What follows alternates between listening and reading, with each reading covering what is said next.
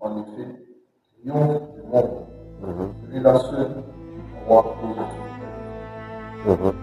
Celui qui est venu par l'eau et par le sang, il n'est pas passé seulement par l'eau du baptême, mais pour le baptême, il est passé par la mort en versant son sang. Yes. Et c'est l'esprit qui lui rend témoignage. Et c'est l'esprit qui lui rend témoignage, car l'esprit est la vérité. Ainsi, il y a trois témoins, l'esprit, l'eau et le sang. Et les trois sont d'accord. Ça signifie que le témoignage des trois est unanime. C'est le même témoignage. Alors, le dimanche dernier, nous avons abordé le premier point qui était le témoignage de l'eau. Donc, dans la grande série de l'enseignement sur le témoignage, on a dit qu'on allait aborder ces trois parties-là, tirées de 1 Jean 5, versets 5 à 8. Et c'était le témoignage de l'eau, le témoignage du sang et en dernière position, le témoignage de l'esprit. Donc, le dimanche dernier, nous avons abordé le témoignage de l'eau. Qui peut essayer de dire un peu certains points qu'il a pu retenir concernant le témoignage de l'eau? Qu'est-ce qu'on a dit? Vous pouvez l'interroger. Oui, Michel.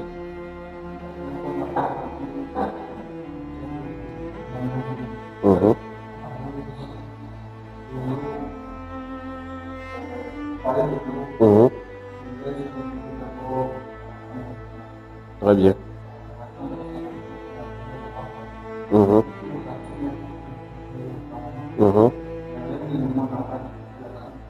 Très bien.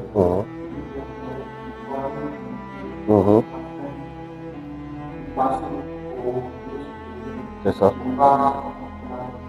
Amen.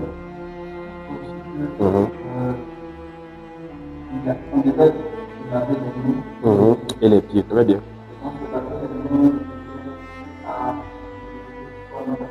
Pour nos propres fautes.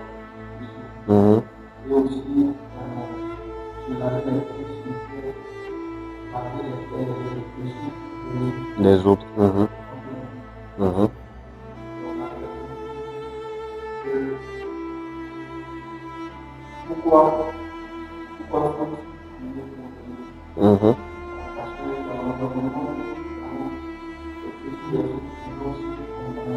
Très bien.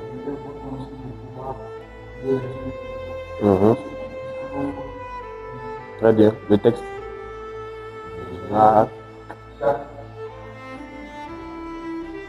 Jacques 5,16.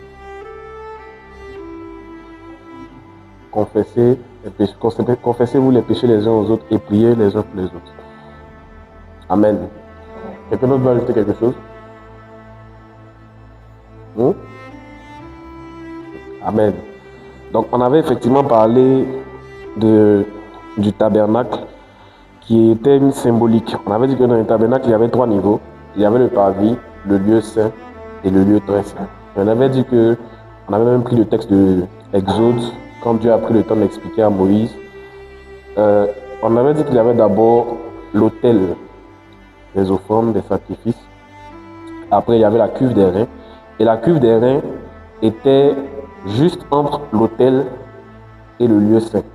Et que le sacrificateur devait nécessairement, ne pas dire obligatoirement, passer par la cuve des reins. Donc, il devait d'abord se purifier afin de pouvoir progresser dans son adoration. Pourquoi? Parce que le témoignage se trouvait à l'intérieur. Il y a ce qu'on appelait l'arche du témoignage. Donc, pour réussir à accéder à l'arche du témoignage était dans le lieu très saint.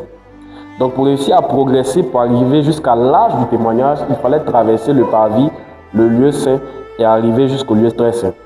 Et la Bible dit que si le sacrificateur ne se lavait pas les mains et les pieds, il pouvait mourir pendant qu'il entrait.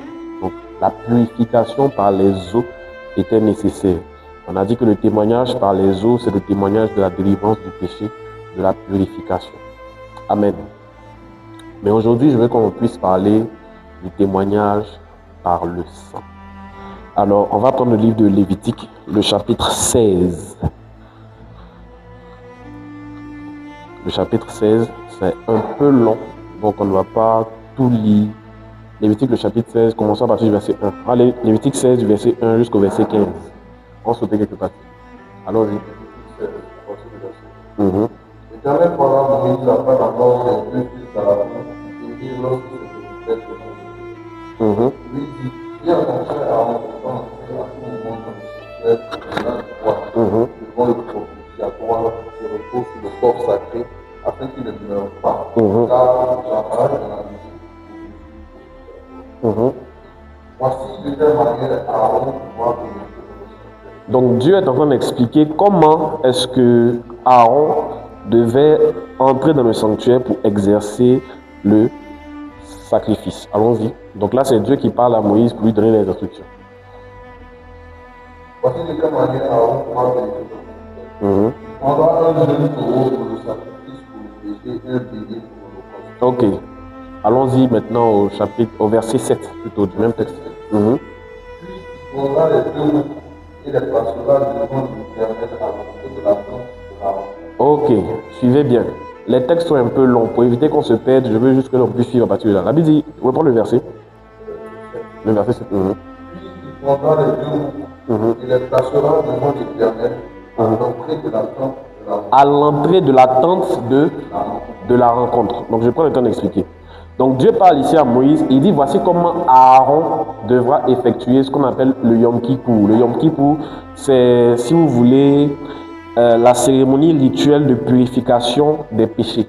Donc ça signifie que pendant 364 jours, le peuple d'Israël était impur et c'est le 365e jour, donc il y a 365 jours dans l'année, le 365e jour, une fois dans l'année, que le souverain sacrificateur entrait dans le lieu très saint pour accomplir ce qu'on appelle le sacrifice d'expiation des péchés. Donc pour effacer tous les péchés de l'année en cours. Donc c'est la procédure et c'est comme ça que Dieu explique à Moïse comment il doit expliquer cela à Aaron. Et maintenant il va dire à Aaron, il dit quand il va prendre les animaux, il va les mettre devant la tente d'assignation. Donc j'ai expliqué la dernière fois que le tabernacle, c'est, si vous voulez, c'est tout l'espace fermé. Donc le tabernacle était fermé. Maintenant, à l'intérieur du tabernacle, dans le parvis, il y a la tente d'assignation. La tente d'assignation contient en son sein le lieu saint. Et le lieu saint contient lui-même en son sein le lieu très saint. Est-ce qu'on se suit? Donc quand il dit mets les animaux devant la tente d'assignation, ça signifie qu'ils sont où? Dans le tabernacle et plus précisément dans le parvis. Est-ce qu'on se suit? Donc l'action qui se déroule ici est en train de se passer où? Dans le parvis. Est-ce qu'on se suit? Donc les animaux sont dans le parvis parce que les animaux ne doivent pas sacrifier à l'intérieur. Ils sont dans le temple, dans le tabernacle, mais pas dans la tente. Ils sont devant la tente. Allons-y. Continue le texte. Verset 8. Il tirera au sort pour savoir lequel des deux sera destiné à être sacrifié à l'Éternel et lequel sera destiné à être consacré du ciel. Ok, allons-y directement au verset 14-15. 14-15. Verset 14. Il Il prendra du sang du taureau et on fera l'aspersion avec son doigt sur le côté oriental du propitiatoire. Puis il en fera 7 fois aspersion devant le propitiatoire. Verset 15. Il immolera le bout du sacrifice pour le péché du peuple et on portera le sang au-delà du voile. au-delà du voile. Allons-y. Il procédera avec ce sang comme avec celui du taureau. Il en fera des aspersions sur le propitiatoire et le Amen. J'explique. La Bible dit, c'est parce que les textes sont assez longs, mais je dis, je ne vais pas qu'on s'attarde, que Aaron va prendre des animaux. Il y a un animal qui sera pour le sacrifice du peuple, il y a un animal qui sera lui-même pour le sacrifice, et un animal qui sera comme le bouc émissaire, qui sera envoyé à l'extérieur pour relâcher les esprits. Ça, c'est une autre histoire. Mais la Bible déclare que, après avoir fini de faire les sacrifices sur l'autel des holocaustes, il va traverser, donc il va entrer où? Dans le lieu saint. Et il va aller jusqu'au lieu très saint. Et la Bible précise, on dit qu'il va prendre le sang de l'animal pour faire quoi? Pour faire l'aspersion sur le propitiatoire, donc sur l'arche du témoignage. Ce que je vais vous amener à comprendre, c'est que lorsqu'on a parlé du témoignage par le sang, on a dit que le témoignage par l'eau, dans le premier cas qu'on a étudié, ça concernait uniquement la vie du sacrificateur. On a dit que si le sacrificateur ne se purifie pas, il va mourir. Mais la Bible parle ici, cette fois-ci, du témoignage par le sang. La Bible dit, si le souverain sacrificateur ne respecte pas le protocole, non seulement il va mourir lui, mais en plus, le peuple est concerné. Est-ce qu'on se suit? Mais ce qui me plaît dans cette histoire-là, pendant que l'eau, comme on l'a vu la première fois, l'eau, lui, il est dans le parvis. Bon, l'eau, elle est dans le parvis, elle est dans la cuve des reins, et la cuve des reins est dehors, donc dans le parvis. Mais le sang est le seul qui a la capacité de traverser le parvis, entrer dans le lieu saint et arriver jusqu'au lieu très saint. Ce que l'eau ne peut pas faire. Donc le témoignage par le sang est un témoignage qui se base d'abord sur le témoignage de l'eau et qui est une continuité de ce que l'eau a déjà fait. Donc ça ne veut pas forcément dire que le sang est plus grand que l'eau, mais ça signifie simplement que le sang est une continuité de ce que l'eau ne peut pas accomplir. Donc le sang ne peut pas arriver si au préalable l'eau n'était pas là. Souvenez-vous, lorsque le premier miracle de Jésus était de faire quoi au Nord de Canaan? Transformer l'eau en vin. S'il n'y avait pas d'eau, il ne pouvait pas y avoir de vin. Donc c'est parce que l'eau était d'abord présente que le vin, qui est le symbole du sang, donc de la Sainte Seine et ainsi de suite, s'est manifesté. Est-ce qu'on se suit? Donc s'il n'y a pas au préalable l'eau, je prends le temps de vous expliquer pour que vous puissiez comprendre que ça ne veut pas dire que le sang est forcément plus grand que l'eau. Sinon on n'allait pas boire l'eau, on allait boire le sang. L'eau est importante, l'eau a son rôle. Le témoignage de l'eau est important, le témoignage du sang également est important. Mais là où le sang intervient, c'est là où l'eau n'a plus la capacité de pouvoir continuer. Est-ce qu'on se suit? Donc l'eau a un rôle bien précis. L'eau vient pour la purification. Mais le sang, lui, il a un autre rôle. Parce que le sang, lui, il a la capacité de pouvoir franchir. Il est le seul qui est capable de pouvoir arriver jusqu'au lieu très saint. Ça signifie que le sang a quelque chose de particulier. C'est pourquoi, avant de progresser, il est important de comprendre qu'est-ce que le sang. Qui peut ici définir ce que c'est que le sang? Vous tous, vous avez sang ici. On commence à regarder à gauche, à droite. Ça allait, que Dieu vous fortifie. Toi, tu n'as pas ça dans tes veines aussi. Allons-y. Lévitique 17, le verset 11.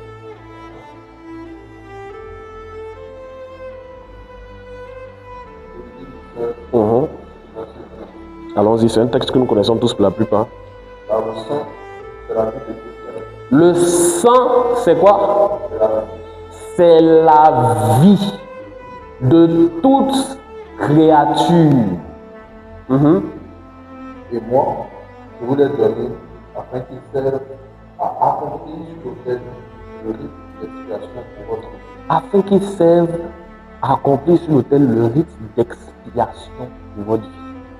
Est-ce que je peux prendre une autre version où on dit le sang est rattaché à l'âme? Je crois qu'il faut voir la version d'Arby. C'est quelle version? 8 secondes, vas-y. Car l'âme de la chair est dans le sang. Cette version-là me plaît. Vous allez comprendre que le sang contient en lui-même l'âme de tout être. C'est pourquoi l'être humain est tripartite, comme on le dit, corps, âme et esprit. Le corps, c'est la partie tangible, la partie physique. L'esprit est métaphysique. On ne peut pas le toucher, on ne peut pas le sentir, on ne peut pas le voir. Selon ce que le Seigneur lui-même enseigne dans le livre de Jean, le chapitre 3, lorsqu'il parlait à Nicodème, il dit de même, les fils du vent, on ne sait d'où ils viennent, ni où ils partent. Ainsi en est-il de ceux qui sont conduits par l'Esprit de Dieu. Donc l'Esprit, on ne peut pas le voir, on ne peut pas le toucher, on ne peut pas le sentir. Mais lorsqu'on parle de l'âme, la Bible dit que l'âme est dans le sang. Mais quand on prend ton sang, est-ce que tu as vu ton âme dans ton sang? Quand souvent tu te blesses, ou bien même quand tu t'as fait, comment on appelle ça, don de sang et autres, quand tu es dans ton sang là, tu vois ton âme, mais c'est comme les dessins animés à ton visage, genre, ça fait comme les fantômes et puis ça s'envole. On n'arrive pas à voir l'âme. Mais pourtant la Bible nous dit que l'âme de tout être est dans son sang. Comment est-ce que c'est possible? Ça signifie que l'âme a une fonction particulière. Quand vous prenez le livre de Genèse chapitre 2, le verset 8, si vous pouvez me trouver la version, je crois que c'est dans Dabi. Lorsque Dieu a pris le temps de façonner l'homme, dans la version même, à partir du verset 7 même, quand Dieu prend le temps de façonner l'homme, il va révéler ici comment l'homme a été façonné. Genèse 2, 8, vas-y. Ou c'est 2, c'est ça? Et l'Éternel, bon, on va dire le verset, l'Éternel forma l'homme de la poussière de la terre, souffla dans ses narines une respiration de vie, et l'homme devint une âme. Et l'homme devint quoi? Une âme vivante. Donc la Bible explique ici le processus de création de l'homme. La Bible déclare que Dieu va prendre de la poussière de la terre qu'il va façonner. Mais pour réussir à façonner la poussière, pour ceux qui ont déjà joué au village, joué dans la terre, ils savent comment c'est pas ça. La poussière, pour réussir à la rendre malléable, il faut qu'elle puisse avoir une forme solide ou un peu solide, une forme argileuse. Donc on est obligé de rajouter à la poussière, donc au sable, à la terre, ce qu'on appelle de l'eau. Donc l'eau est nécessaire. C'est la raison pour laquelle au début du chapitre 2, la Bible déclare que l'Éternel n'avait pas encore fait pleuvoir. Et une vapeur s'éleva de la terre et arrosa la terre. Donc il fallait au préalable que l'eau puisse se manifester. Donc là encore, l'eau était nécessaire. Et lorsque Dieu a pris le temps de façonner l'homme, il a pris le temps de pouvoir mettre sa tête, ses bras, ses longs pieds, son ventre, il a tout dessiné son visage, il a tout placé comme il faut, là où il faut. C'est pourquoi dis Amen, que ton nez n'est pas gros. Amen. Dieu sait comment il a fait pour te façonner. Si Dieu a mis ton nez là où il est, il sait pourquoi. Même si ça a l'air de l'air, c'est pas grave. Dieu sait pourquoi il a fait ça. Donc il prend le temps de façonner l'homme. Et quand il finit de le façonner, il y a quelque chose qui manque à l'homme. L'homme n'a pas en lui la capacité de pouvoir interagir, de pouvoir commencer à manifester quelque chose de particulier. C'est pourquoi vous devez comprendre que même dans le processus de création de Dieu, Dieu ne fait pas tout en même temps. C'est pourquoi Dieu lui-même a pris le temps de pouvoir façonner la terre en 6 jours et le 7e jour il s'est reposé. Quand Dieu veut commencer à concevoir quelque chose dans ta vie, il va prendre le temps de poser les bases et les fondements. C'est pourquoi ne vous précipitez jamais avec Dieu, parce que le temps de Dieu n'est pas celui des hommes. Donc Dieu prend le temps de façonner l'homme. Et après avoir fini de le façonner, après avoir fini de placer les choses là où il faut, la Bible dit qu'il va souffler dans ses narines. Vous savez, l'un des signes les plus marquants, vous aurez beau, les gens de ce monde auront beau chercher, auront beau fouiller. Il y a une chose que Dieu n'a jamais révélée à l'humanité, c'est le secret du souffle de vie. Il est le seul détenteur, il est le seul qui en détient la recette. J'ai déjà été dans les maternités, j'ai déjà vu des enfants qui sont nés, mais il y a quelque chose qui nous manquait à ces enfants. Aucune science n'est capable d'expliquer ça. Rien ne peut démontrer, ne peut donner une signification, un sens à ces choses. Comment quelqu'un peut être en bonne santé, il est vivant, il va, il se couche, et puis n'arrive pas à se réveiller le matin. Si c'était le simple souffle qu'on avait, on allait souffler dans ses narines, et puis il allait se réveiller. Ça signifie que ce n'est pas le souffle qu'on respire. Ça signifie que l'air qu'on respire là, le souffle et la vie n'est pas dans ces choses. Il y a quelque chose d'invisible qui est communiqué à chacun lorsqu'il naît sur la terre. C'est la preuve que Dieu existe. Tu peux ne pas croire en toutes ces choses, mais tu es obligé de croire en ça seulement. Le souffle de vie. On n'arrive pas à expliquer ça. Dieu seul en est le détenteur. Lui seul, il sait comment il fait. C'est lui seul qui a la recette de ça. Quand on naît, il n'y a pas un moment précis. Souvent, il y a des enfants qui naissent et puis ils ne respirent pas. On est obligé de les taper un peu, ils se et puis un coup. Et puis ils commencent à respirer. Donc on ne sait même pas comment ça se fait. Mais c'est Dieu seul qui a le secret de ces choses. Et il dit, quand il a soufflé dans les narines d'Adam, la Bible dit l'homme devait une âme vivante. Donc à ce moment-là, il y a eu quelque chose qui s'est produit. Il y a eu la rencontre de 2 éléments.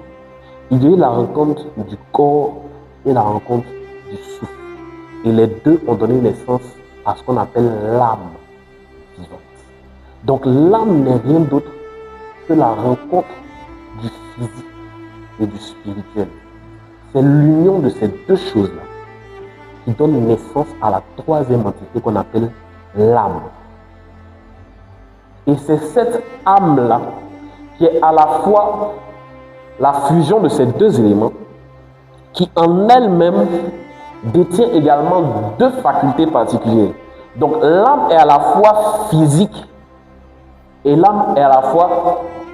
Pourquoi? Parce qu'elle a été engendrée par... Est-ce que je suis? Donc si vous voulez, vous pouvez faire la formule de l'équation mathématique. Corps plus esprit égale âme. Donc c'est-à-dire que c'est lorsque ces deux éléments-là se rencontrent que la vie commence à prendre forme. Donc c'est pourquoi certaines personnes peuvent avoir le corps physique, mais sans l'esprit, l'âme ne peut pas exister. Et c'est pourquoi l'âme en elle-même est l'une des entités les plus importantes. Je ne dis pas qu'elle est forcément la plus importante, parce que le corps aussi est important. Tu peux avoir une bonne âme, un bon esprit, mais si tu n'as pas un bon corps, c'est zéro. Parce que la santé est nécessaire au corps. Il y a des personnes qui ont un bon cœur. Leur cœur est bon. Ils ont une bonne intention, un bon esprit. Mais le corps ne suit pas. C'est pourquoi prier Dieu. Et puis aussi travailler. Parce que Dieu vous a donné le corps que vous avez. Vous devez veiller sur votre corps. Parce que ça là, c'est comme Paul le dit, c'est comme une tente. C'est un bien qu'on nous a donné. On est responsable de notre corps. C'est vrai que ce n'est pas l'enseignement. La Bible même parle du péché contre notre propre corps. Donc nous ne devons pas pécher contre notre propre corps. Parce que même notre corps aussi peut nous condamner. L'esprit également peut être accordé. Mais c'est l'union de ces deux qui donne naissance à l'âme. Est-ce qu'on se suit? Donc l'âme est à la fois physique et spirituelle. Donc lorsque Dieu parle dans le livre de Lévitique et il dit que l'âme ou la vie de tout être, c'est son âme. Et son âme est dans son sang. Ça signifie que la vie de tout être est rattachée à l'âme qui coule, ou du moins qui est contenue dans son sang. Et l'un des symboles fondamentaux, je dirais biologiques, rattachés au sang, c'est le cœur. J'aurais bien voulu partir encore plus loin en parlant des reins, mais si on veut s'attarder dessus, ce sera un peu long. Donc le cœur devient ici le socle et le symbole de l'âme. Parce que c'est le cœur qui, lorsqu'il bat, commence à distiller et à distribuer le sang dans tout le corps. Donc même le cœur, lorsqu'il est endommagé, le sang et la vie de la personne également peut être endommagé. Est-ce qu'on se suit? Donc ici, la partie physique et visible de l'âme est symbolisée soit par le sang, soit par le cœur. Est-ce qu'on se suit? La raison pour laquelle, quand le jeune frère commence à te dire que tu es joli, ton cœur commence à battre. C'est comme ça aussi quand le jeune frère t'envoie un message te dit il faut qu'on parle. Ton cœur commence à battre. Le gourmet aussi, quand il doit se manifester, il se loge dans une partie de ton corps. C'est au niveau du cœur qui sera en pleine place. Donc, le cœur est une représentation tangible ou physique de ce que l'âme manifeste dans le corps. Et l'âme en elle-même est le siège des émotions. L'âme est le siège de tout ce que nous avons comme sentiment, comme nature. Et l'âme est ce qui caractérise les personnes. C'est pourquoi l'âme, comme je le disais, est l'une des entités les plus importantes. Lorsqu'on part annoncer l'évangile, on dit qu'on s'en va gagner des âmes. Et lorsque quelqu'un décide de se livrer au diable, on dit qu'il a vendu son âme. On ne parle pas du corps, on ne parle pas de l'esprit. Pourtant, ces deux éléments-là aussi sont importants. Mais celui qui a réussi à toucher ton âme, il a réussi à toucher tout le reste. Il a réussi à toucher ton corps, il a réussi à toucher ton esprit. C'est pourquoi veillez sur votre âme. C'est pourquoi dans le livre de Proverbes, Proverbe 4, où il dit, garde ton cœur à la référence, Corinthiens 4, 23. La Bible dit, garde ton cœur plus que... Est-ce que vous avez compris? Il n'a pas dit plus que certaines choses, il dit plus que toute autre. Ça veut dire que même ton corps n'est pas plus important que ton âme. Même ton esprit n'est pas plus important que ton âme. Parce que ton âme à elle seule a la capacité d'influencer ton corps et a la capacité d'influencer ton âme. C'est pourquoi même la Bible déclare qu'un esprit abattu dessèche les eaux. Mais lorsque l'esprit est abattu, il se transfère d'abord dans l'âme. Parce que l'abattement ne touche pas d'abord l'esprit, il touche d'abord l'âme. Parce que l'abattement est un état de l'âme. C'est pourquoi les blessures les plus dangereuses, pour ceux qui font un peu la médecine ou si vous voulez faire des recherches, lorsque quelqu'un fait un accident, la plupart du temps, si vous avez déjà été sur lui l'accident, lorsque la personne veut se relever, on dit calme-toi, ne te lève pas d'abord. Parce que même si tu n'as pas de blessures apparentes, les blessures les plus graves, ce sont les blessures internes et non les blessures externes. Donc les blessures qu'on ne voit pas. Ton corps peut être blessé, on va le voir. Si ton esprit est touché, on peut le sentir. Mais si ton âme est touchée, c'est pourquoi les blessures les plus difficiles à traiter, ce sont les blessures de l'âme. Pas les blessures de l'esprit. L'esprit, ça peut être rattaché parfois à l'abattement ou à une vision qu'on a perdue, ou à peut-être le zèle, ou à la volonté de servir, ou à l'ambition, à toutes ces choses. Le corps, ça peut être la fatigue. Peut-être une maladie héréditaire, ou peut-être la grippe, ou toutes ces choses. Là encore, les médicaments existent. Mais quand il s'agit de l'âme, le traitement de l'âme prend énormément de temps. Pour guérir une âme, un corps, il peut être blessé, il peut se guérir, se rétablir en 1 semaine, 3 jours. C'est vrai qu'il y a des blessures physiques dont on ne guérit pas. Parfois, il y a ce qu'on appelle les handicaps, il y a les amputations. C'est vrai, ces choses-là existent. L'esprit également, il y a parfois la perte de la vision, il y a parfois la démence, il y a toutes ces choses-là qui sont rattachées. Mais quand il s'agit de l'âme, est-ce que vous savez, on va y arriver, que même les blessures de l'âme peuvent se transmettre de génération en génération. Pendant que le corps, parfois il y a ce qu'on appelle les maladies héréditaires, c'est rattaché parfois au corps.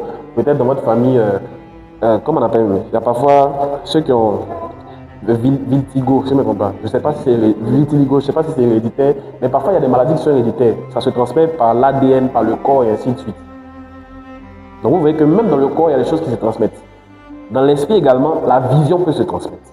Aujourd'hui, nous parlons de Jésus-Christ parce que les apôtres ont parlé de Jésus-Christ. Leur vision demeure jusqu'à aujourd'hui. Nous avons l'esprit de Jésus qui était là il y a 2000 ans. Donc l'esprit se transmet. De la même façon aussi, l'âme, lorsqu'elle transporte des choses, elle peut les transmettre aux générations. Et si vous ne veillez pas sur votre âme, c'est pourquoi dès aujourd'hui, quand on aura fini cet enseignement-là, faites attention. Souvent dans certaines familles, on te dit, ah, chez nous, on ne marie pas tel et fini. Ou bien papa est tel. Tu dis, ah, mais pourquoi? Il y a une de tes grand-mères là, elle a eu gourmet à cause de cela. Et le gourmet a traversé les générations, ça arrivé chez vous. Toi, tu ne sais pas, pourtant, la jeune fille que tu es mariée, elle est telle et fini. On dit, non, chez nous, on ne marie pas cela. Pourquoi? Et nous, elle n'arrive pas à expliquer. Quand il les voit, il les énerve. C'est le gourmet là. La mère n'a pas traité. Elle a transmis le gourmet de génération en génération. Je prie que tu sois délivré au nom de Jésus. Amen. Nous, on ne marie pas tel ethnie. Non, cela, ça ne se dit pas que... Il y a un gourmet qu'une de tes arrière-grand-mères a vécu. Elle n'a pas digéré, c'est resté dans son cœur. Elle a transmis ça sans le savoir. Et l'âme est capable de pouvoir transférer des informations.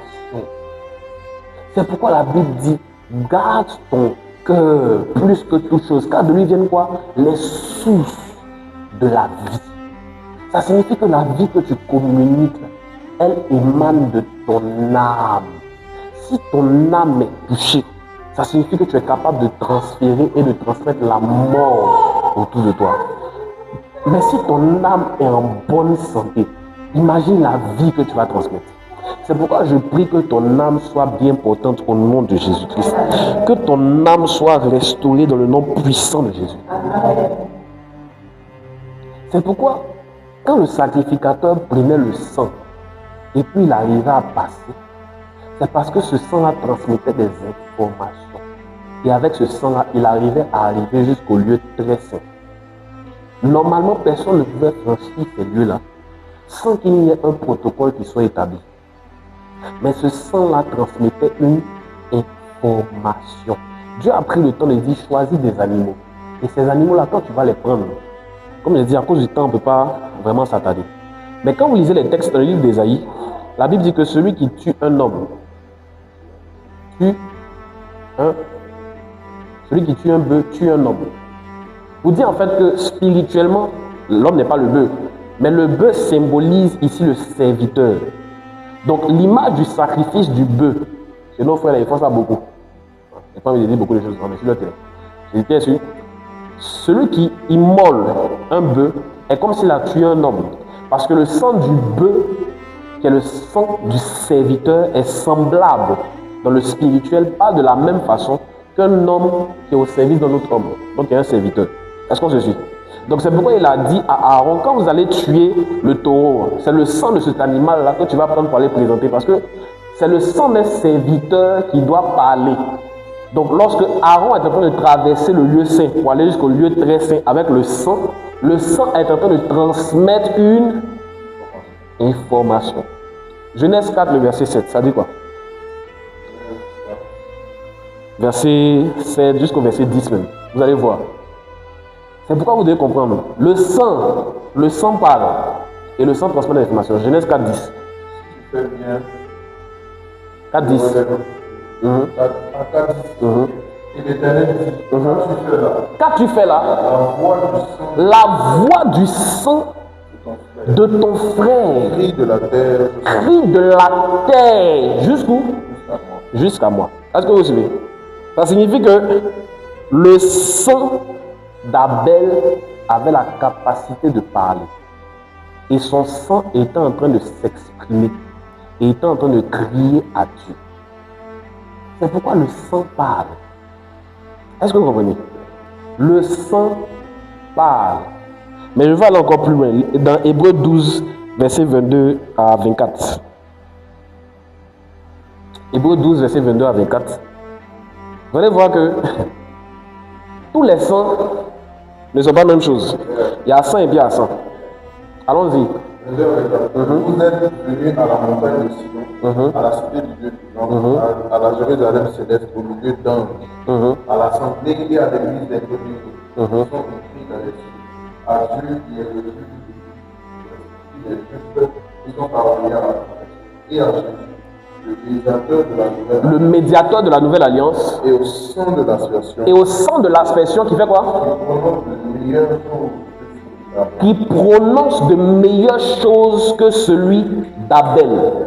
Ça signifie que le sang parle. Est-ce qu'on se suit? Le sang véhicule un message, le sang transfère une information. La question que je veux te poser ce soir, qu'est-ce que ton sang dit? Le problème, c'est que le sang ne parle pas tant qu'il est encore dans notre corps. Le sang ne parle que lorsqu'il sort. Le sang ne parle jamais tant qu'il est encore dans ton corps. Le problème, c'est que jusqu'à présent, ton sang n'est pas encore sorti. Est-ce que je peux vous parler ce soir? Le sang parle. Et ce qui est intéressant, c'est que le sang parle, mais le sang ne parle jamais de ton futur. Ton sang parle toujours de ton passé. Allons-y dans Matthieu chapitre 1. C'est là maintenant que je vais vous parler. C'est l'identité du sang. Allons-y. La généalogie de Jésus. Généalogie de tout, c'était ça vous avez toujours lu. On lit aujourd'hui. Généalogie de Jésus-Christ. Fils de Davido. Fils d'Abraham. Abraham fut père d'Isaac. Très bien. Isaac fut père de Jacob. Jacob fut père de Judas et de ses frères. D'accord. Judas eut Tamar. Allons jusqu'au verset 6. Continue jusqu'au verset 6. Judas eut Tamar, Pharez et Zara. Pharez fut père d'Esrom. Esrom fut père d'Aram. Aram fut père d'Aminadab. Aminadab fut père de Nasson. Nasson fut père de Salmon. Salmon fut Boaz. Boaz fut Obed de Ruth. Obed fut père de Jessé. Verset 6. Jessé fut père du roi David. Le roi David eut Salomon de la femme. Ouais, généalogie de Jésus. Ça, il fait qu'après quand il lise, il saute les noms compliqués. Il sera là, il ne sait même pas quoi ça sert. Que Dieu te délivre au nom de Jésus. Amen. On dit généalogie de qui? Il y a une erreur dans ce texte. On va corriger ça ce soir. Le sang parle. Parce que dans le sang, il y a l'âme. Mais lorsque le sang parle toujours de ton passé. C'est pourquoi, vous qui aimez briser les liens de sang, que Dieu vous délivre ce soir.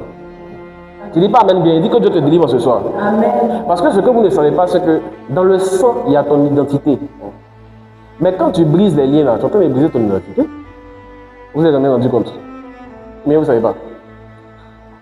Moi aujourd'hui, vous me voyez en train de servir Dieu. Je ne sais pas Dieu parce que comme ça, il me suis levé matin puis j'avais envie de servir Dieu. Il y a mon sang dans lequel il y a mon identité qui me permet aujourd'hui de servir Dieu.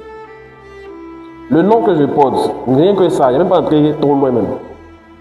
Le nom de ma mère, le nom de famille de ma mère, c'est Kra. Et Kra en baoulé, ça signifie le fétiche du village. C'est-à-dire niveau spirituel déjà là, c'est établi dans la famille. Est-ce qu'on se suit? Peut-être que ce n'est pas du bon côté, hein, mais c'est déjà là. C'est-à-dire qu'il y a déjà une adoration qui s'est faite dans notre famille.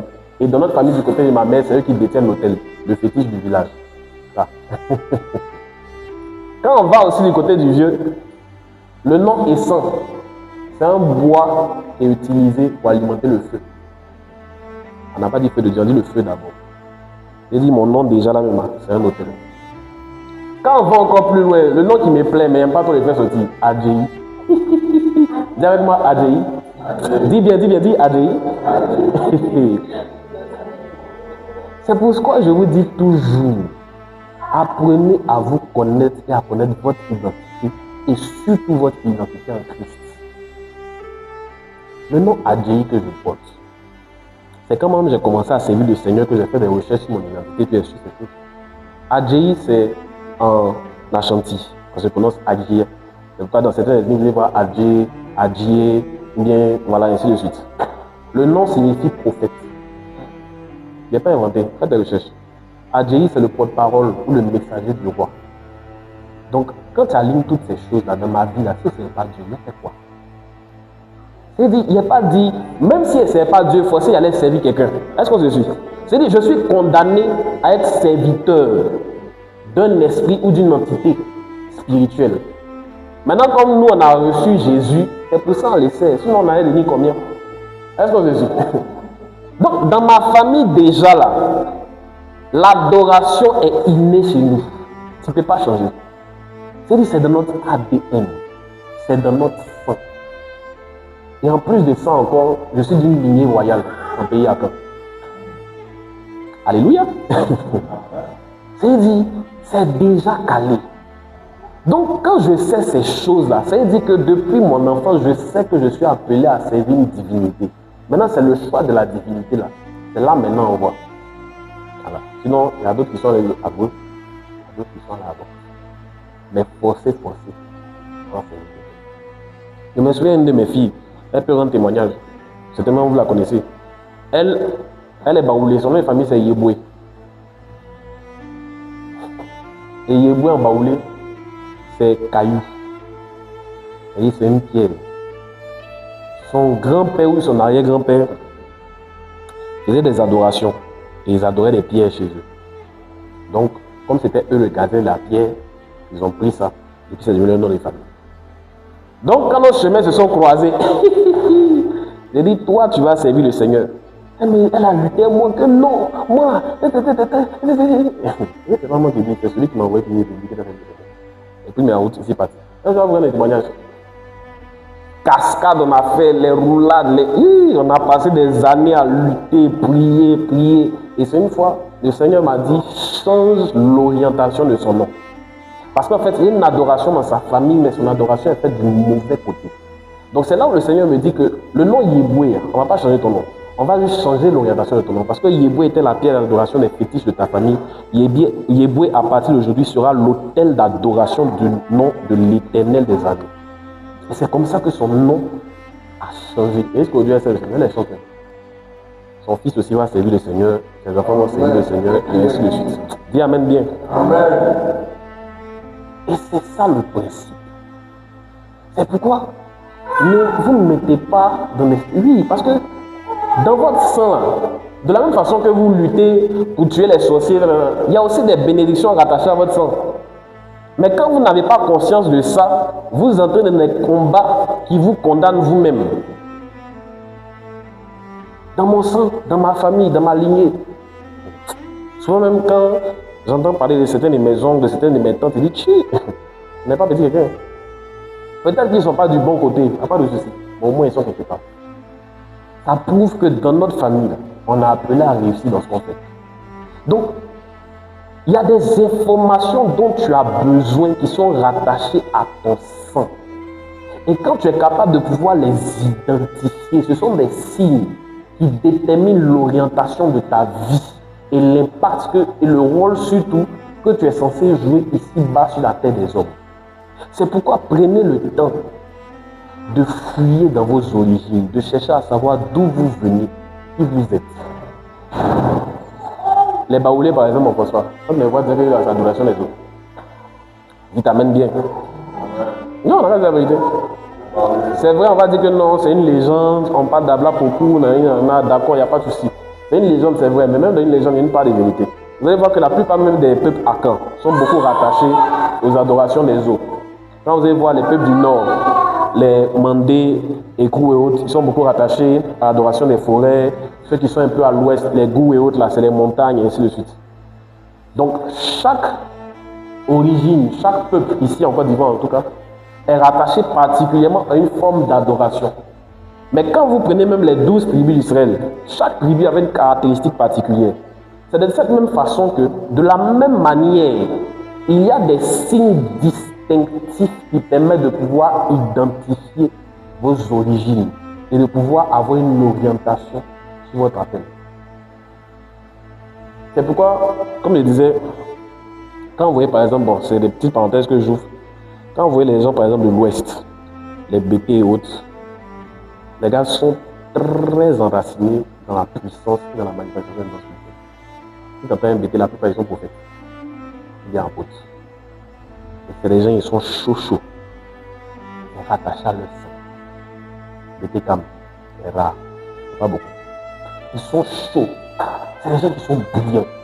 Donc tu ne peux pas venir prendre un BP, sachant que son sang là, c'est sang de BP. Même s'il se convertit là, tu ne peux pas changer son sang, c'est encore dans ses veines. Tu peux changer la partie spirituelle de son sang, mais pas la partie physique. Donc c'est dans son sang. Il est chaud.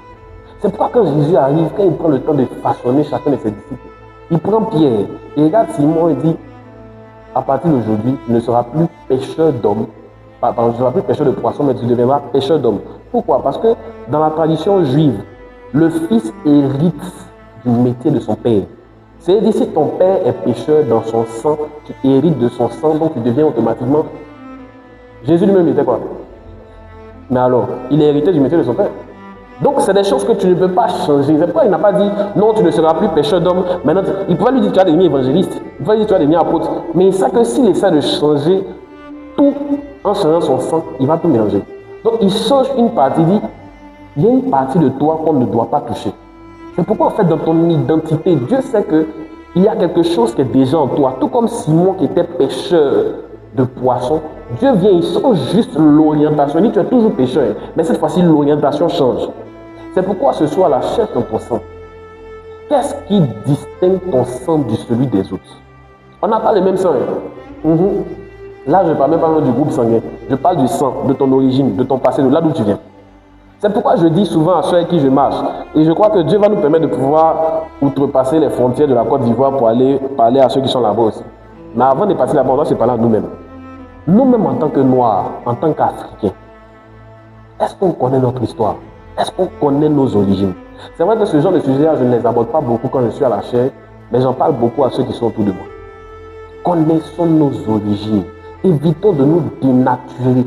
Évitons de perdre nos sources et nos origines. Écoutez, l'évangile n'est pas venu combattre la culture, ça n'existe pas. Jésus dit, allez faire de toutes les nations des disciples. Le mot nation, c'est toute tribu, c'est toute culture, c'est toute entité, tout territoire.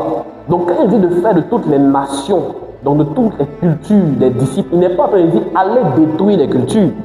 Mais aujourd'hui, vous voyez dans l'évangile, combien on est en train de combattre nos propres racines et nos propres sources. Regardez même les noms que l'on donne aujourd'hui à nos enfants. Jéroboam, Jared, quoi encore, Pierre, Jacques, Jean. Pourtant, dans nos propres ethnies, dans nos propres origines, il y a des noms qui ont la même signification. Mais on a honte de donner.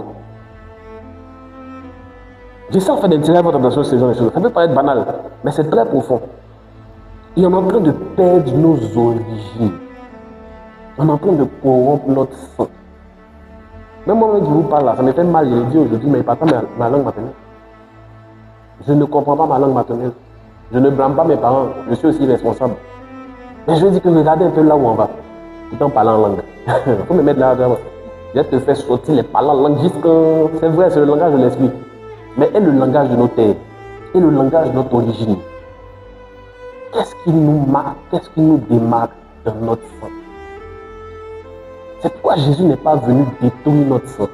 Il n'est pas venu abolir le sang d'Abel. Il dit juste que son sang parle plus fort que celui d'Abel. Il est plus puissant. Mais il n'a pas dit que le sang d'Abel n'a pas de valeur. Sinon, Dieu n'allait pas répondre quand le sang d'Abel était versé.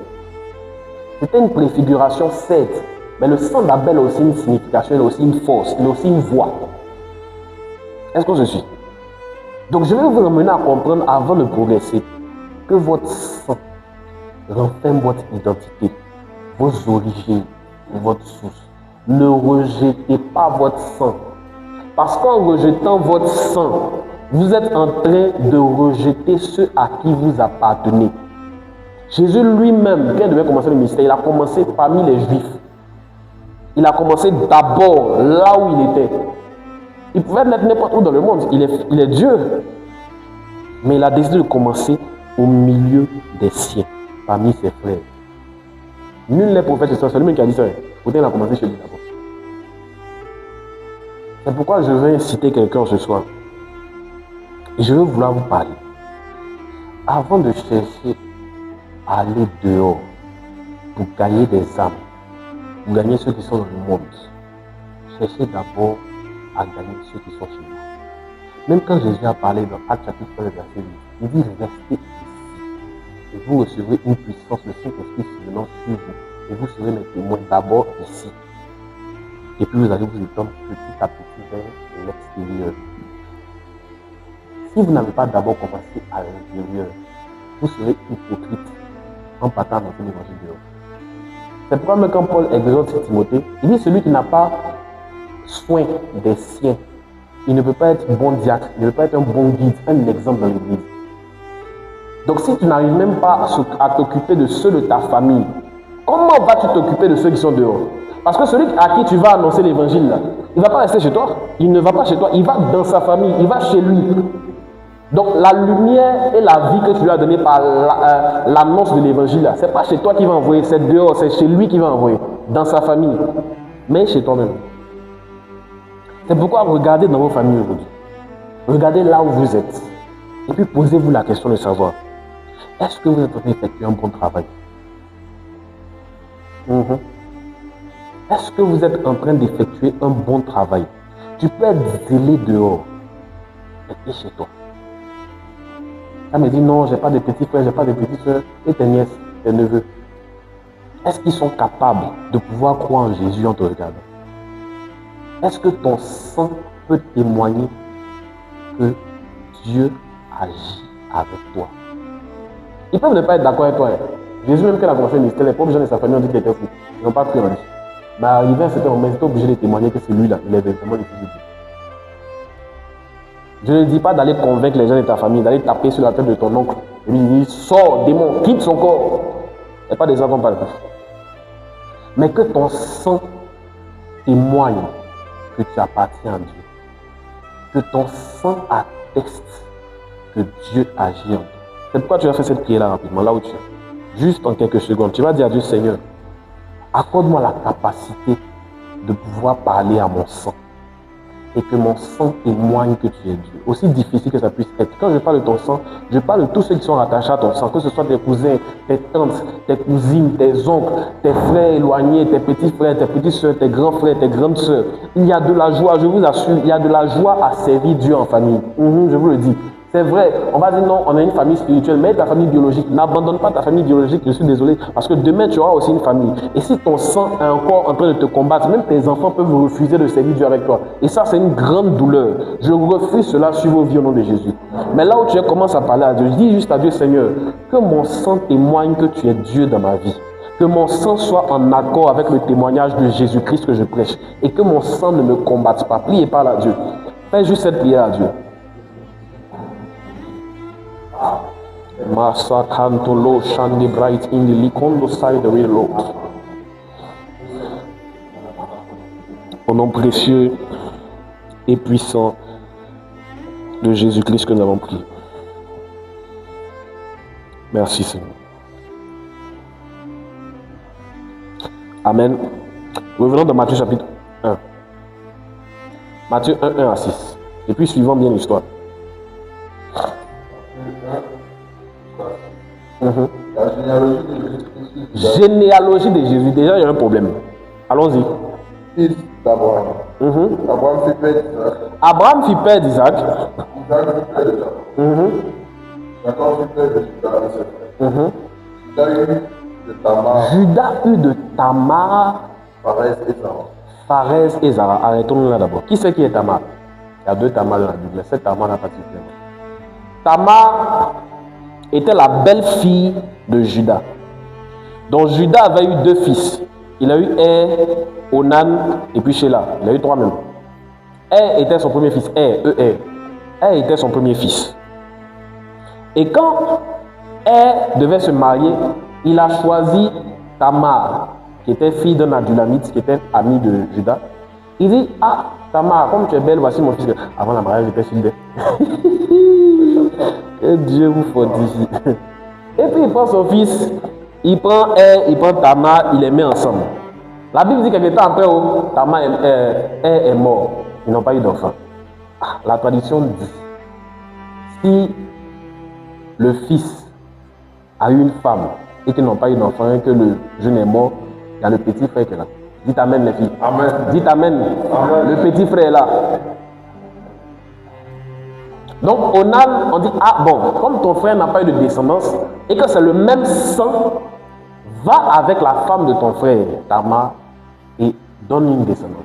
La Bible dit, Onan est parti avec elle, et à chaque fois qu'il partait avec elle, il versait sa semence à terre. Dieu s'est emporté, s'est pris de colère, et il frappa Onan, qui est mort. Donc Judas a commencé à avoir peur, il dit, ouh, on est celle-là, elle tue tous les enfants. Donc il dit, bon, Tamar, retourne chez ton papa. Quand Sheila sera grand, voilà, actuellement il est encore jeune, mais c'est garçon, même son petit encore. Il dit, t'amènes bien. Oui. Donc, elle est partie. Et la Bible dit que pendant que Sheila a grandi, Judas ne l'a plus fait signe pour qu'elle revienne. Il ne lui a plus dit pour qu'elle revienne pour venir prendre, pour que Sheila puisse la prendre.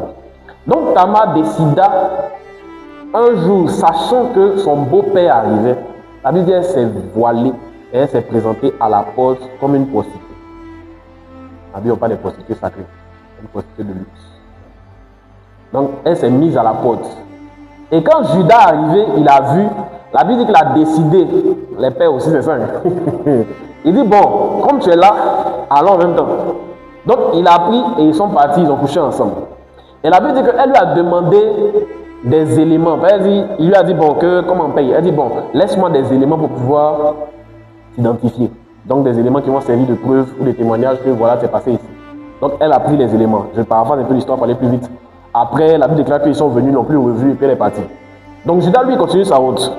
Arrivé devant là-bas, quelques mois plus tard, au bout de 3 mois, on dit Judas, ta belle-fille allait se prostituer. Et puis elle est tombée enceinte.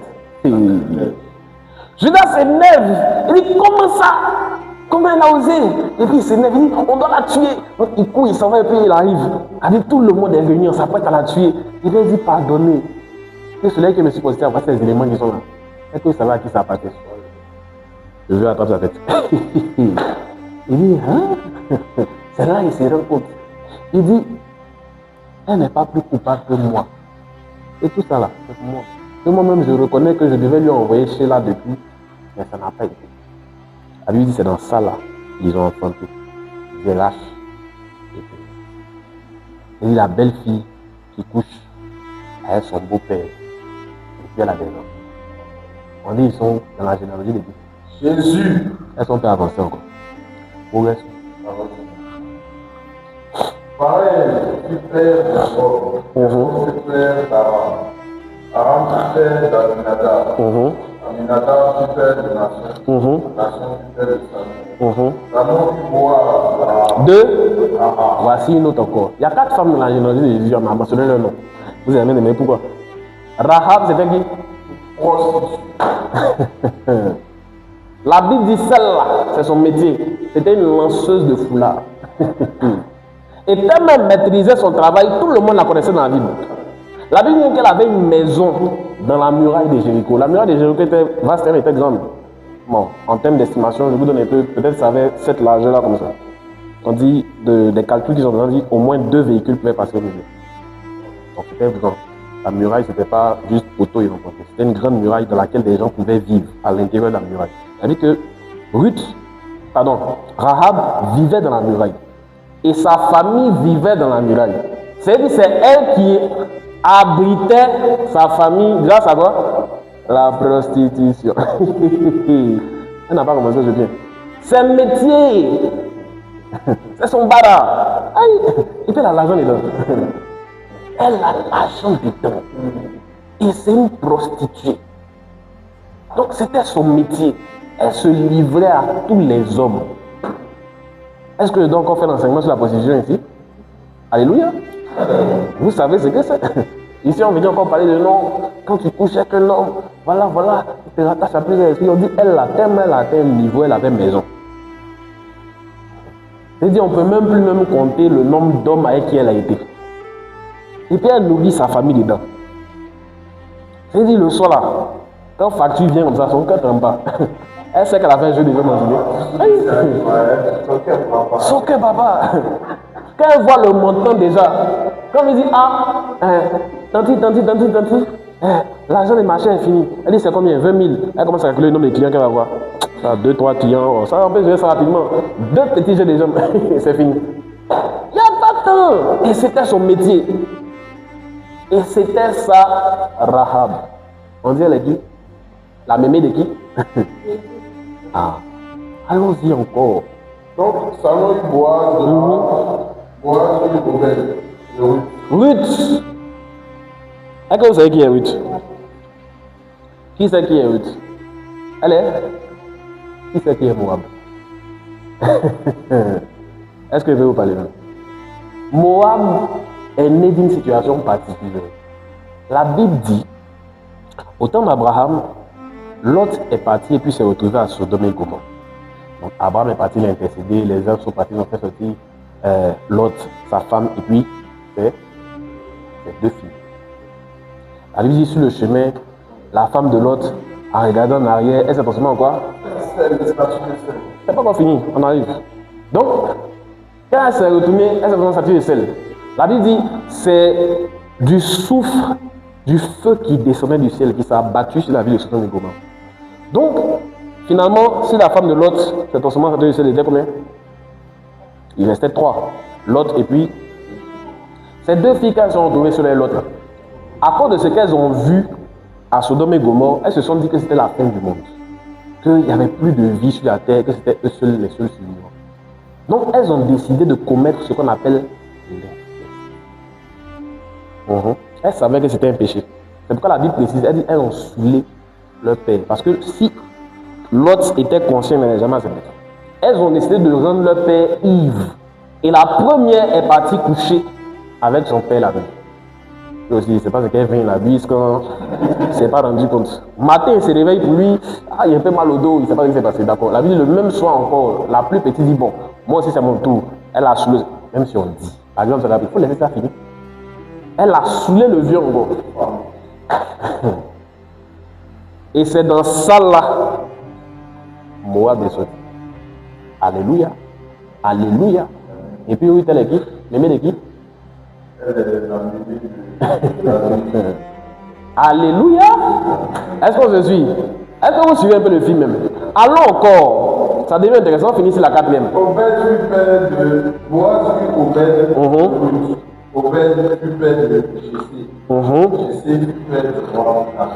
Le roi David Puis Salomon, de celle qui avait été femme d'Uri. Psaume 51, c'est là. C'est-à-dire David est là, il s'ennuie à la maison.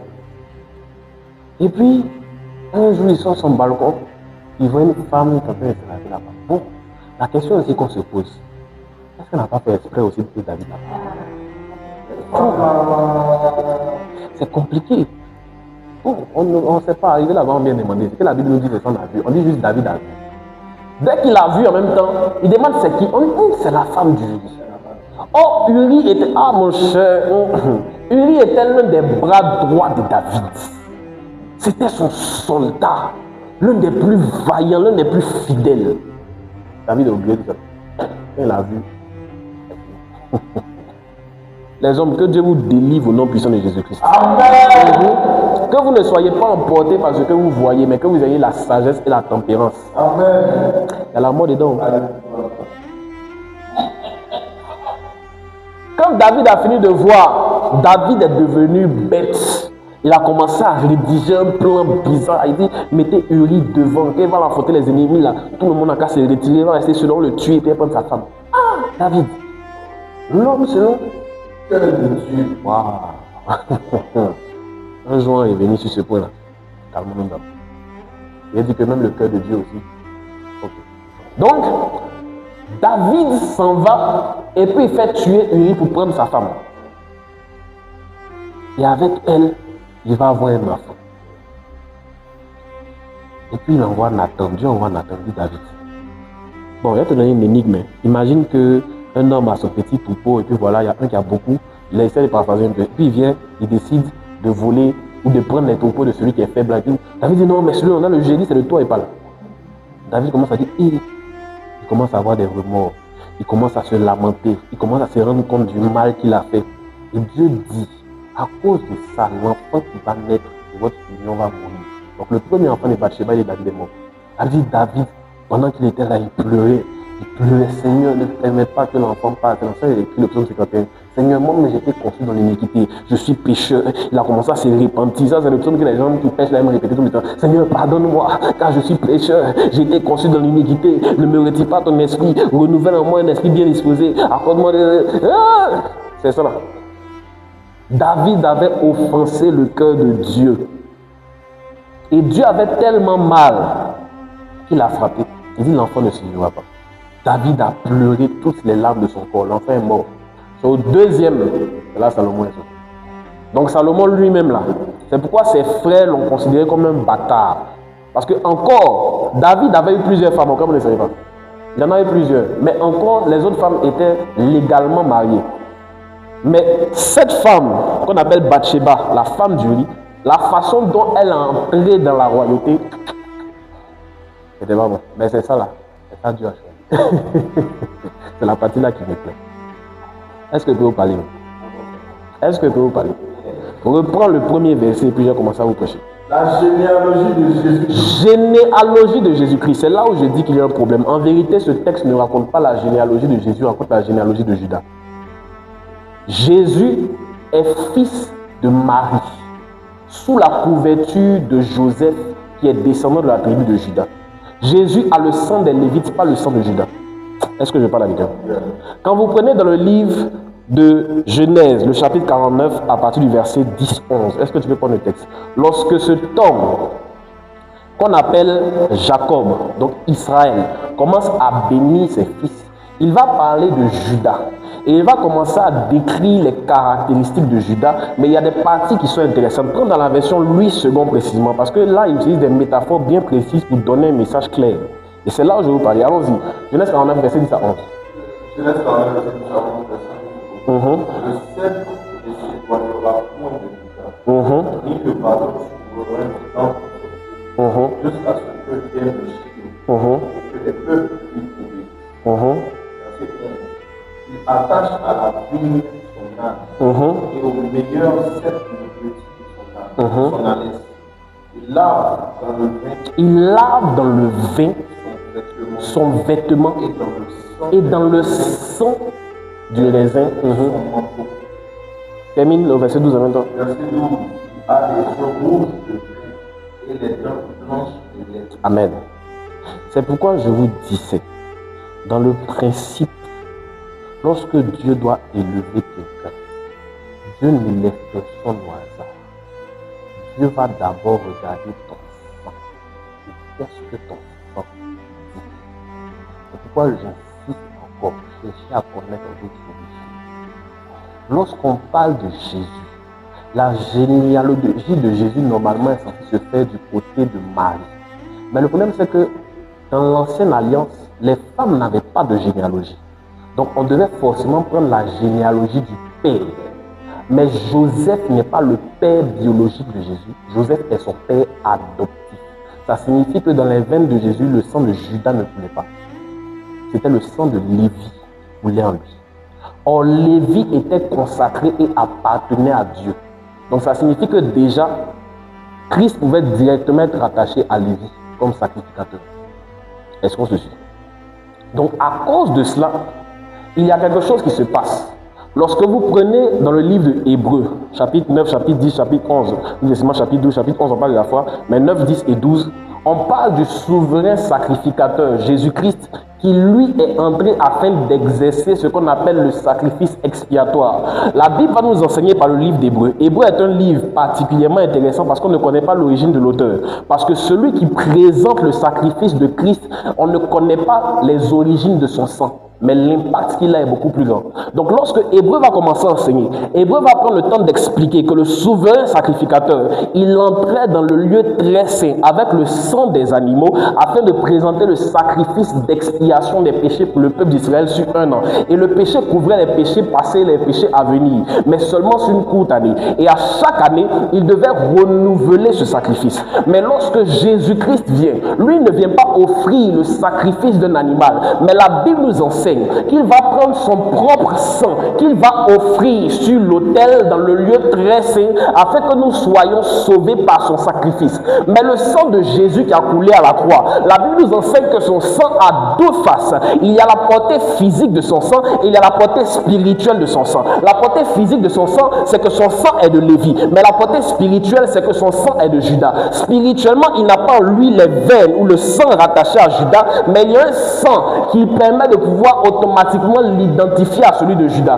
Vous devez comprendre que lorsque Dieu veut commencer à travailler avec une personne, il y a dans son sang des informations qui prédisposent la gloire de Dieu à se manifester. Le problème, c'est qu'on a honte de nos origines, on a honte de notre passé, et même pire, on n'a pas connaissance de là d'où l'on vient. Le témoignage du sang, lorsque Jésus doit exercer le ministère, Matthieu présente sa généalogie, mais dans la généalogie de Jésus, il y a des imperfections, il y a des défauts, il y a des personnes qui ont commis des atrocités, mais cela fait partie de son histoire. Je vais t'amener à comprendre que ton passé n'a pas besoin d'être reluisant, mais ton passé transforme ou contient des informations dont Dieu a besoin afin de pouvoir se glorifier. C'est pourquoi je disais lorsque j'enseignais la première fois que le témoignage n'a pas besoin d'être beau, le témoignage n'a pas besoin d'être extraordinaire. Les défauts et les erreurs de ton témoignage font partie de ton parcours, et c'est ce parcours sur lequel Dieu s'appuie afin de pouvoir manifester sa gloire. Le sang que Jésus-Christ a fait entrer dans l'alliance par laquelle nous sommes sauvés, le sang avec lequel il est entré dans le lieu très saint, c'est un sang qui avait une double portée, la portée physique et la portée spirituelle. Physiquement, la Bible nous dit que nous sommes un sacerdoce royal, donc sacerdoce à cause de Judas, mais sacerdoce à cause de Lévi, mais la royauté à cause de Judas. Mais le sang de Judas n'était pas un sang pur. C'est pourquoi lorsque Jésus vient, il n'est pas directement rattaché à ce sang, mais il a la capacité d'influencer le sang de Judas. Est-ce que quelqu'un me suit? Le sang de Judas, s'il coulait dans les veines de Jésus, son sacrifice n'allait pas pouvoir marcher.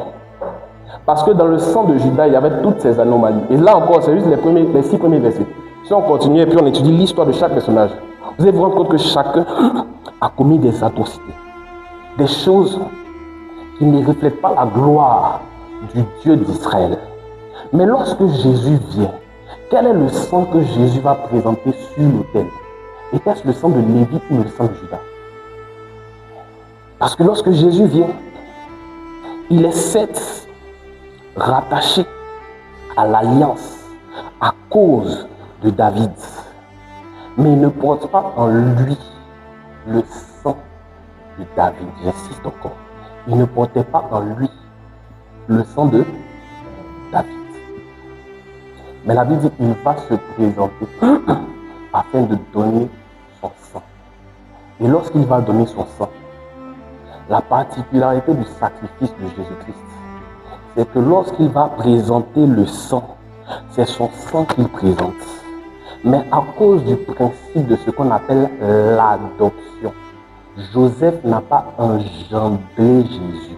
Ça signifie que le sang de Joseph ne coulait pas dans les veines de Jésus. Mais à cause du principe de l'adoption, Jésus avait la capacité de pouvoir parler en faveur de Judas. Parce qu'étant adopté par Judas, lorsque le sang de Jésus parle, c'est comme si le sang de Jésus parle en faveur de Judas. Est-ce que quelqu'un me suit? Donc lorsque Jésus va se présenter afin d'offrir son sang, normalement, comme je l'ai dit, le sang a la capacité de prendre des informations du passé afin de pouvoir parler sur notre vie. Ça signifie que les choses qui se sont passées avant nous ont la capacité d'influencer notre présent et de pouvoir agir sur notre futur. Donc à cause de ce principe, le sang de Jésus devait le condamner s'il avait en lui le sang de Judas. Mais parce qu'il n'a pas le sang de Judas ne peut pas l'accuser. Est-ce qu'on se suit? Donc lorsque Jésus va entrer et que lui, il va présenter le sacrifice, son sang a une particularité.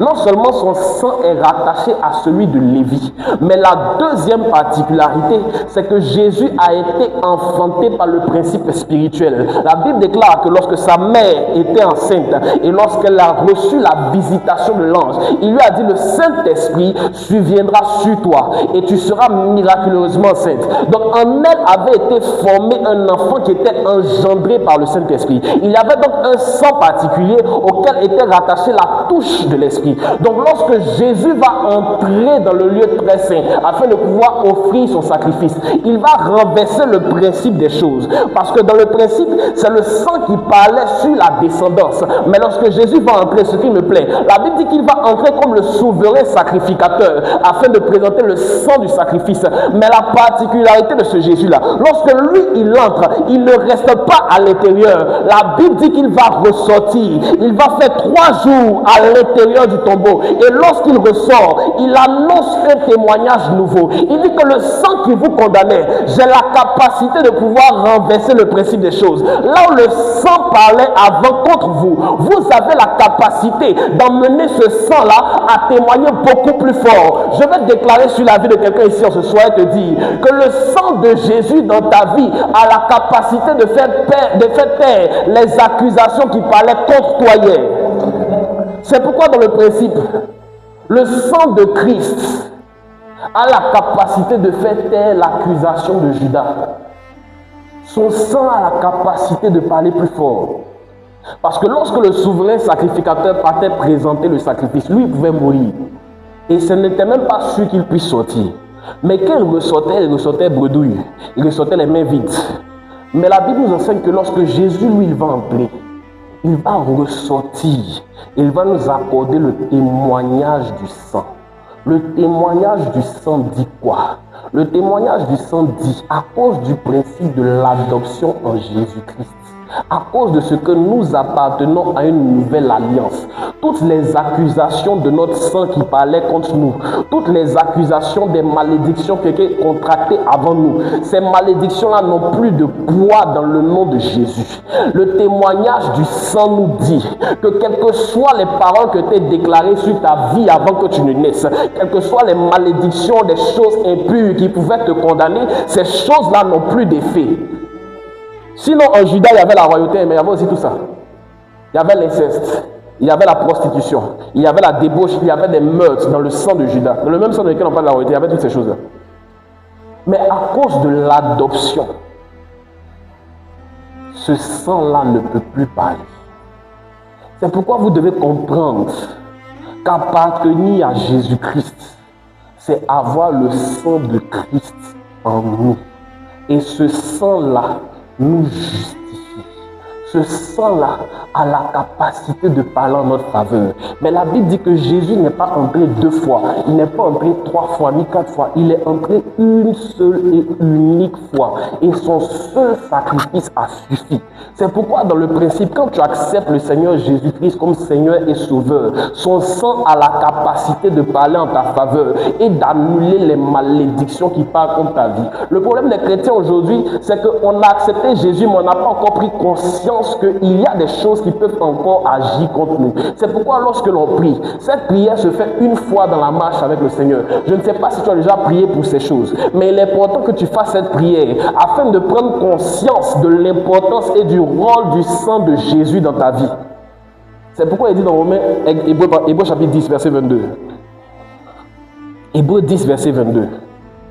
Vous ne pouvez pas dissocier ces choses. C'est pourquoi au poteau de la croix, la Bible déclare que Jésus lui-même, lorsqu'il était cloué, le soldat romain lui a percé le côté. Et à ce moment-là, l'eau et le sang sont sortis. Hébreux 10, 22. Avec un cœur sincère, dans la plénitude de la foi, les cœurs purifiés d'une mauvaise conscience et des cœurs lavés d'une eau pure. La prière qu'on va faire ce soir-là, c'est que le Seigneur purifie ton cœur. Que le Seigneur puisse purifier ton cœur. Le problème, c'est que dans votre sang, il y a des choses qui continuent de parler. Et tant que tu n'as pas encore réussi à présenter ton cœur au devant de Dieu, ces choses-là continueront de parler contre toi. On pouvait présenter sa généalogie sans parler de ces choses, mais ça fait partie de son témoignage. C'est comme ça dans ta famille, il y a des personnes qui ont posé des actions. Que ça te plaise ou non, ça fait partie de ton témoignage. Et ces choses-là sont gravées dans ton sang. Tu vas voir que dans certaines familles, il y a des combats, tu ne sais pas d'où ça vient. Ça se répète de génération en génération. Souvent, c'est des blocages qui se répètent continuellement. Le problème, ce n'est pas en fait que vous ne priez pas assez. Le problème, c'est que vous n'avez pas encore pris conscience de la puissance du sang de Jésus et l'impact qu'il est censé avoir dans votre vie. Parce que lorsque le sang de Jésus vient, il vient dans le but de couler dans tes veines. Et lorsqu'il coule dans tes veines, il a un rôle bien particulier selon Hébreux 10, verset 22. La Bible dit qu'il vient pour purifier notre cœur et notre conscience. Tant que ton cœur et que ta conscience ne sont pas encore purifiés, il y a des choses que tu ne pourras pas manifester malgré que tu es chrétien, que tu es chrétienne. Je me souviens lorsque je devais déménager, quitter la maison de mes parents. Il y a Jean-Luc, c'est parce qu'il n'est pas là. Quand je devais quitter la maison de mes parents, il y a quelque chose qui s'est passé jusqu'à aujourd'hui. Ce témoignage-là, je le garde. Le jour où j'ai donné l'information, il n'y a rien eu. J'ai commencé à faire les préparatifs pour quitter la maison, il n'y a rien eu. C'est le jour où je m'apprêtais à quitter la maison, j'ai fini de ranger mes affaires le matin. Je m'apprêtais à faire sortir tout, pour mettre dehors, pour commander le véhicule. Je suis parti aux toilettes. Dès que je urine, c'est le sang qui sort. Je suis étonné. Je dis, mais ça vient d'où? D'où est-ce que ces choses-là viennent? Je suis étonné. On s'en fait les examens.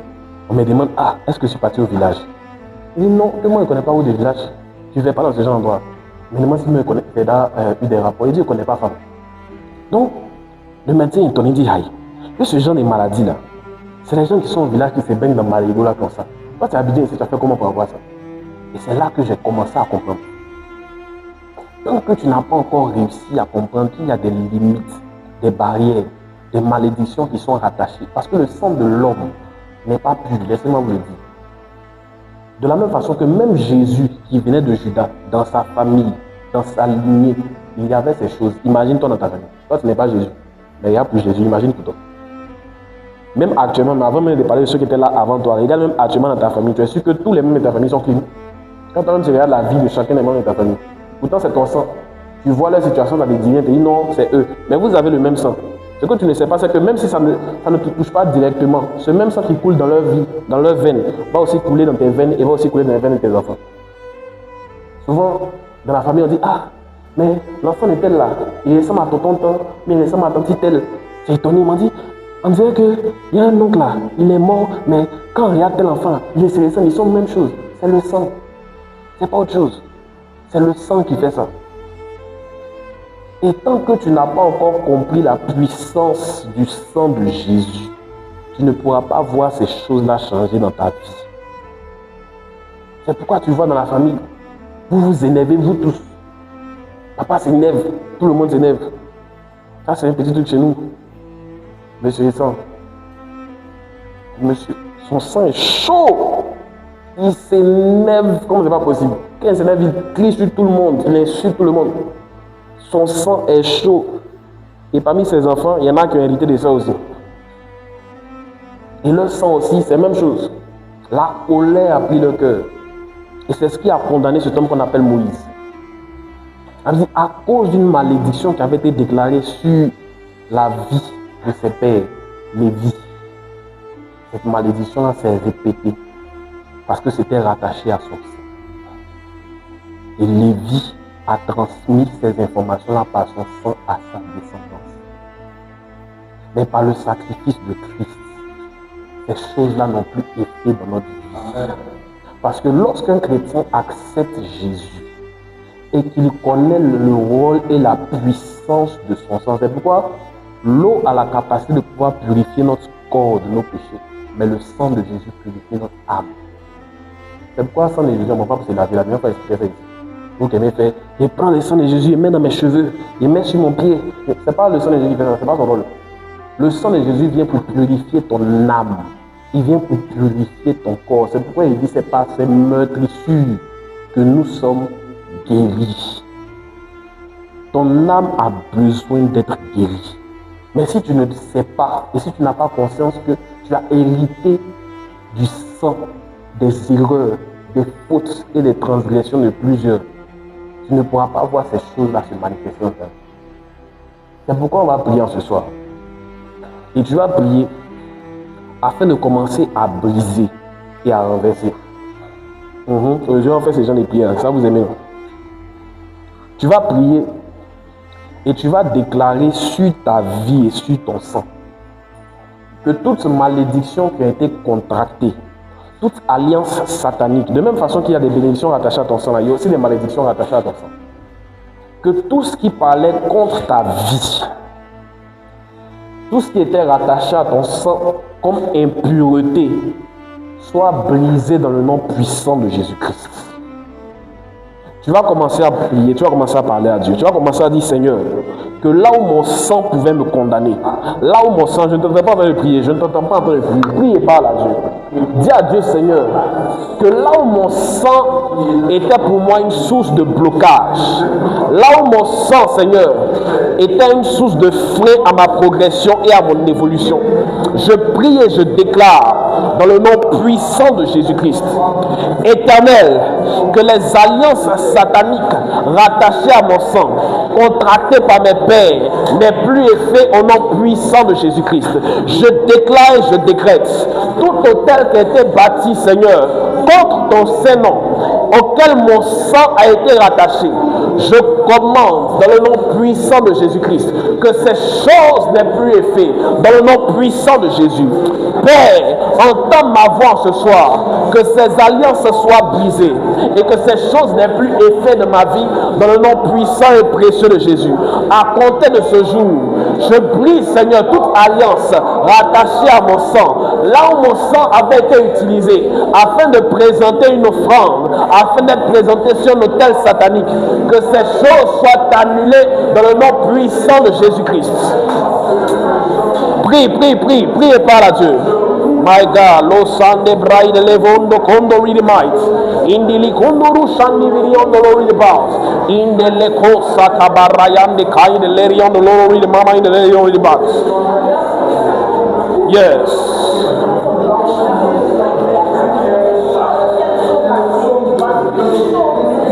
Yes, yes, yes. My God, Rakado Shande Bravigili on the Locondo read about. Mama, mama, mama, mama, mama, mama. Au nom puissant de Jésus-Christ. Vous savez, il y a des témoignages que l'on a. Il y a des personnes, lorsque la Bible nous enseigne que toute alliance doit être scellée par le sang, Et pour les témoignages, il y en a tellement. Il y a des personnes comme ça qui ne savent pas que dans leur famille, je me souviens une fois on a prié pour une jeune soeur, son arrière-grand-mère avait posé une action à cause de ce qu'elle avait vécu avec un homme d'une autre ethnie. Elle avait juré par son sang qu'aucune de ses filles n'allait jamais marier un homme de telle ethnie. Ça fait que dans leur famille, à chaque fois qu'ils tombaient sur telle ethnie, ça ne marchait pas, ça échouait. Je ne sais pas quelles alliances ont été contractées par tes grands-parents ou par tes grands-pères. On a même prié pour un frère encore. Avant, à l'époque coloniale, à cause de ce que les Blancs avaient fait souffrir, avaient fait commencer à faire vivre des choses aux Noirs, son grand-père avait bâti un hôtel et il a juré par son sang qu'aucun de ses descendants n'irait dans le pays des Blancs. Ça fait qu'à cause de ces paroles, voulant protéger sa descendance, il les a condamnés. Je ne sais pas quelle malédiction a été déclarée sur ta vie, là où ton sang a été versé sur un hôtel satanique, mais tu vas prier et on va briser toute parole rattachée à ton sang. Prie et parle à Dieu, parle à Dieu, parle à Dieu. Éternel, nous élevons la voix vers toi. Là où mon sang a été utilisé, là où mon sang a été invoqué, je prie et je déclare, Père, que ces paroles n'aient plus effet dans le nom puissant de Jésus-Christ. Je prends autorité sur le nom et sur la puissance du sang de Jésus. Là où le sang de Jésus a été versé sur le mont de Golgotha, ton sang a la capacité de parler plus fort, plus que celui des bœufs, plus que celui des agneaux, plus que celui des taureaux, plus que celui de n'importe quel animal. Et je commande, je déclare que ces paroles n'aient plus effet dans le nom puissant de Jésus-Christ, par l'autorité du sang de Jésus.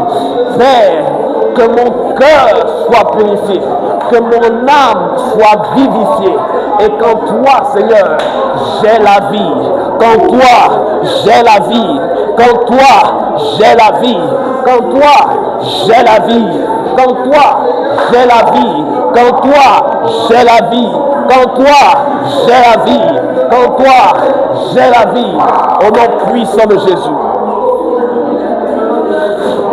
Yes. Makato Shabra Kandili Kutulu Sikanda Brede Lori the Bounce. Ina Mama Sokoto Brede la Kanda Rabayandele Kondolo Siande Reosha. Likanta Rababa Sokondoro Shande Bride Veleon the Bounce. Ikundu Sikande Le Kanduru Shande Brede Lora. Lakato Sabra Kadabaya. Lembere Kende Bos Kandirion the Lori the Bounce. Ikundulu Kunduri the Mouth. Iprafikadis, lekete prende le gondo saito with the boss. Au nom puissant et précieux de Jésus-Christ, tu vas répéter ces paroles après moi. Seigneur Jésus, là où le sang d'un animal a été versé et a été substitué à mon sang, je déclare que cette alliance soit brisée au nom puissant de Jésus. Que le sang de Christ qui parle plus fort que celui d'Abel, que celui des bœufs, que celui des boucs, que celui des brebis, parle en ma faveur, que ce sang me purifie, que le sang de Christ coule dans mes veines à compter de ce jour, que le sang de l'alliance qui a coulé à Golgotha me purifie, me purifie, me purifie. Commence à prier, commence à parler à Dieu. Dis au nom de Jésus que mon cœur soit purifié, que mon sang soit purifié, que mon âme soit purifiée au nom puissant de Jésus. Que le sang de Jésus parle en ma faveur, que le sang de l'agneau parle en ma faveur, que le sang de Christ, l'agneau parfait, parle en ma faveur. Prie, prie, prie, prie. My God, Lande Bride le Kondo Siba la Kaya da Bredelo. In the bright in the Kondo shine the bows. Kato sada baragayande bro shadabayanderia. Likada barakados. In the bright million the Lord in the mouth. Prie, prie, prie, prie. Prie et parle à Dieu. Seigneur, entends ma voix ce soir. Là où mon sang me condamnait, que je sois justifié, que je sois justifié, que je sois justifié. Purifie-moi, purifie-moi, purifie-moi, purifie-moi.